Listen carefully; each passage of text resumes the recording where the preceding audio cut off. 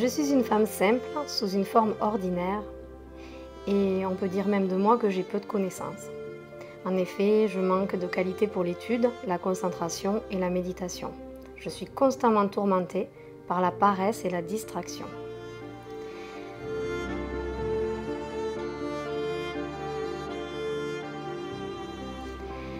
Je peux donc dire de moi que je suis indigne d'écrire de profonds enseignements.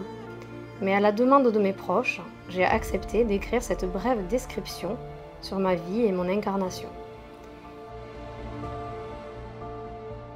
Puisse l'assemblée de toutes les dakinis de l'espace m'accorder leur permission et leur bénédiction pour qu'il en soit ainsi.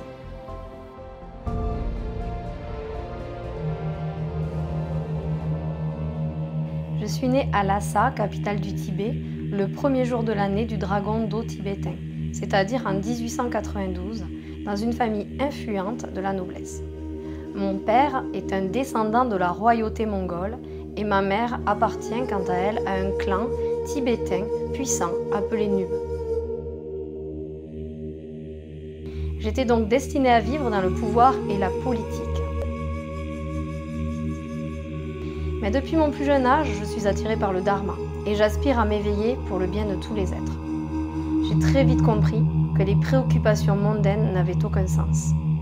Je ne cesse de prier jour et nuit, et le mantra de Chenrezig tourne en boucle dans mon esprit. À l'âge de 7 ans, je trouve mon premier terma, mon premier trésor, un dorje sorti d'une pierre. Le reste du temps, je vais à l'école où j'apprends le chinois. Mais la plupart de mon temps, je reçois les précieux enseignements de Tara sous la forme d'une nonne. C'est elle qui me montre en premier le chemin de la libération.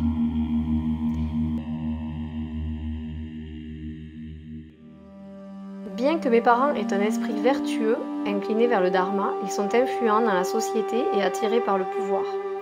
À l'âge de 10 ans, mon père décide de me marier avec le fils d'un riche dirigeant chinois. Dévastée par cette nouvelle, je décide alors d'échapper à ce sort en buvant un mélange d'alcool et d'opium. Mais j'en suis rapidement empêchée par une dakini qui m'apparaît à nouveau sous la forme de Tara.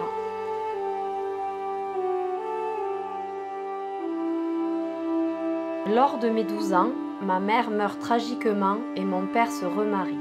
Traumatisée par sa mort, je fais un rêve prophétique où Vajravahari me donne le pouvoir de révéler des cycles d'enseignement, ce que je ferai plus tard au cours de ma vie. D'ailleurs, j'aurai de nombreuses autres visions et rêves prophétiques.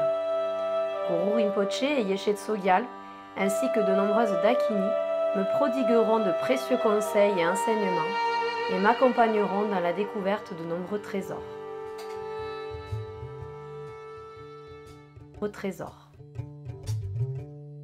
Ce jour précis, je prends la décision ferme et définitive de choisir ma propre voie et de suivre mes aspirations, de quitter définitivement la vie riche et mondaine offerte par mes parents. C'est à 14 ans, alors que je me trouve dans la propriété de mon frère, que je conçois un plan d'évasion. Je tombe par hasard sur Driméoser et son entourage de pèlerins du Golok, hébergés là. Ressentant un fort sentiment de dévotion et de connexion avec lui, je décide coûte que coûte de le rejoindre dès que j'en aurai l'occasion. Cet homme était le fils de Jumlingpa, un grand tertum et un grand maître de l'époque. Alors qu'à l'âge de 15 ans, mon mariage est imminent, je quitte mon prétendant et ma ville pour me rendre comme je l'avais projeté, dans le Golok, en compagnie du groupe de pèlerins de cet homme.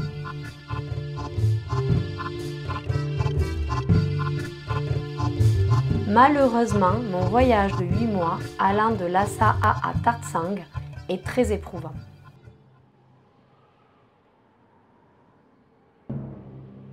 J'ai failli mourir de faim et de froid à plusieurs reprises en suivant les caravanes de ces nomades jusqu'au plus haut plateau. Et une fois arrivée, épuisée, la tâche ne s'est pas simplifiée. Je suis accueillie avec hostilité par le père de Driméoser, sa femme, ainsi que les autres membres de la communauté. En plus, je ne comprends rien à leur dialecte. Et ayant été une fille choyée et issue d'une autre classe, je ne suis même pas capable de subvenir seule à mes besoins. Rapidement, je suis donc chassée du campement. Je me retrouve obligée de travailler pour vivre et pour m'offrir les enseignements. Je suis alors employée en tant que servante dans une famille nomade voisine.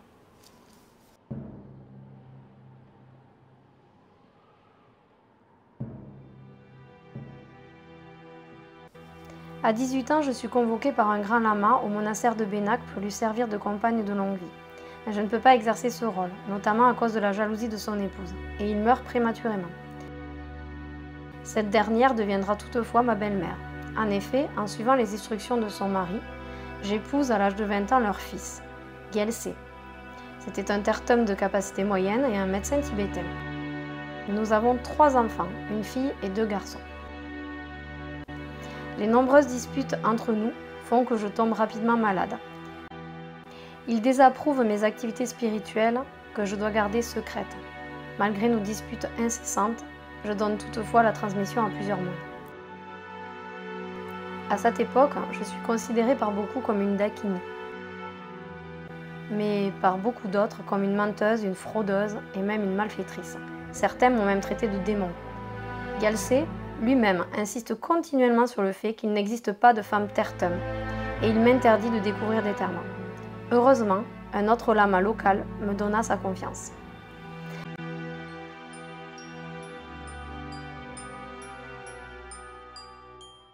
C'est en 1915, à l'âge de 23 ans, que je suis reconnue comme une dakini, l'émanation de Yeshe Tsogyal et une authentique révélatrice de trésors, par Gothrul Rinpoche du monastère de Peyul.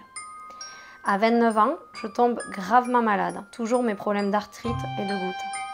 À l'approche de la mort, Gyaltse et Drimé Ozer décident que je deviendrai l'une des épouses de ce dernier. Gyaltse m'envoie vivre un temps avec lui. Je pratique alors avec Drimé Ozer l'union pendant plus de 3 ans. Et c'est au cours de cette période que j'atteins la libération spirituelle.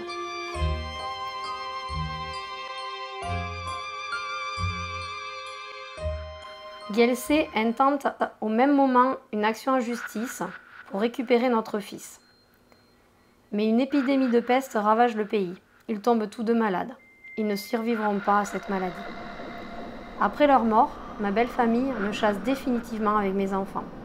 Et je rejoins une nouvelle fois le campement de Drimé Ozer, avec qui nous révélerons de nombreux textes trésors par la suite.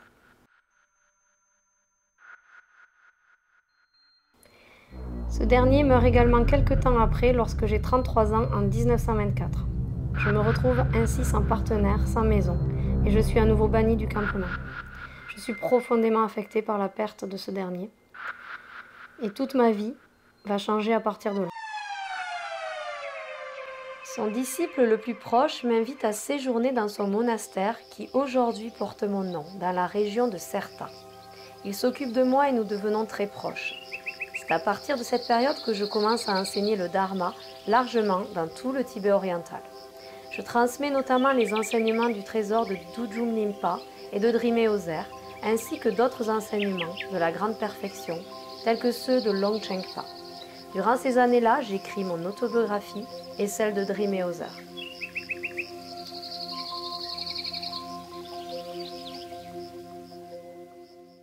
Je meurs à 48 ans, en 1940, à Rioché.